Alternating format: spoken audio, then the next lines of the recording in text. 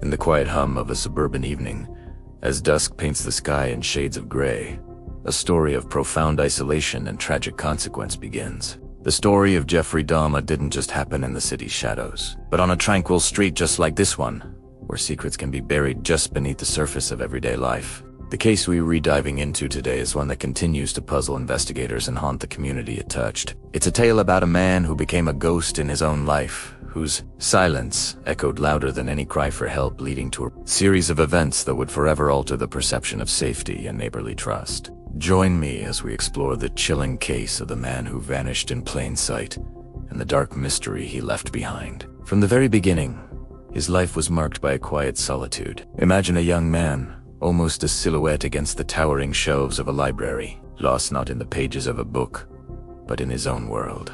Friends and family would later describe him as painfully shy, a gentle soul who found more comfort in the rustling of leaves in a park than in the chatter of a crowded room. He was the boy you might see sitting alone on a bench, not looking sad, but simply apart. This wasn't a teenage phase he would outgrow, it was the very fabric of his being. He navigated school and early adulthood like a ship without a rudder, present in body but absent in spirit. He rarely spoke unless spoken to, and even then, his answers were short, his gaze often drifting away as if searching for an escape hatch from the conversation. This profound isolation wasn't just a personality quirk, it was a wall he built around himself, brick by brick, until no one could see the person inside. It was this wall that would later become a central, baffling element in a case that no one saw coming. The investigation began not with a bang, but with a whisper. A neighbor's casual comment about an overflowing mailbox. A landlord's routine check that turned into a disquieting discovery. The police were called, and what they found was less a crime scene and more a time capsule of a life abruptly paused. The apartment was neat, almost unnervingly so. A half-finished cup of tea. On the table, a book, left open on the nightstand. But the man was gone. As detectives dug deeper, the puzzle only became more complex. They uncovered a collection of old cassette tapes, each one meticulously labeled with just a date. On them, hours of static, distant city sounds, and occasionally, the faint, almost inaudible sound of a person breathing. Was this a journal? A strange hobby?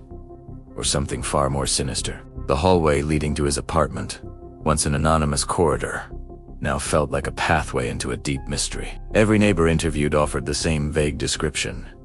Quiet, kept to himself, never caused any trouble. He was a phantom, and the police were chasing a ghost through the mundane artifacts of a life lived on the fringes. When the case finally reached the courtroom, the atmosphere was thick with a heavy, unspoken tension. The man at the center of it all sat stoically in the defendant's chair, his expression unreadable.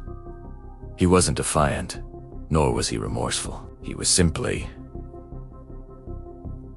there, a blank slate upon which the prosecution and defense would attempt to paint their versions of the truth. The trial was a quiet affair, a stark contrast to the sensationalism often seen in high-profile cases. There were no dramatic outbursts, no tearful testimonies. Instead, the proceedings were punctuated by long, uncomfortable silences. The jury listened intently, their faces etched with a mixture of confusion and concern, as lawyers presented evidence that seemed to raise more questions than it answered. The cassette tapes were played, their eerie, empty sounds filling the solemn courtroom. Old photographs were displayed on a projector, showing a man who always seemed to be at the edge of the frame, never fully a part of the moment. The trial wasn't just about determining guilt or innocence. It became a public dissection of a life lived in the shadows, forcing everyone present to confront the unsettling reality of how little we can truly know about the people living right next to us.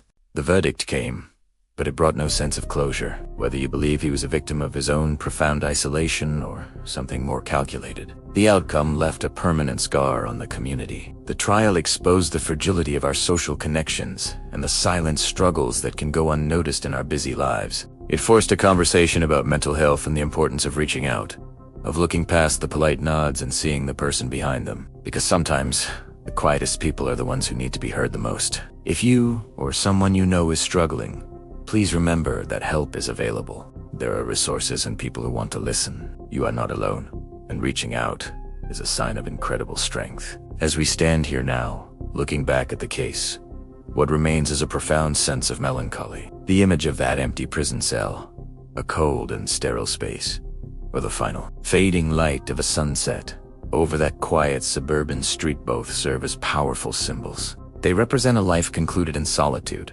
a story that ended without a clear resolution. The case is a haunting reminder that the deepest mysteries are not always found in elaborate conspiracies, but in the quiet, desperate corners of the human heart. It teaches us about the devastating consequences of loneliness and the silent cries for help that can echo in an empty room. HoRRoRcLiP. It's a story that stays with you, a quiet whisper that urges us to be more aware, more compassionate, and to pay closer attention to the silent narratives unfolding all around us, every single day. Thank you for joining me on this journey. If this story resonated with you, consider subscribing for more deep dives into compelling cases. Stay safe and take care of each other. What if the ancient gods are still around, just hiding in our stories? Creepy folklore from all around the world. Want more awesome stories? Hit that subscribe button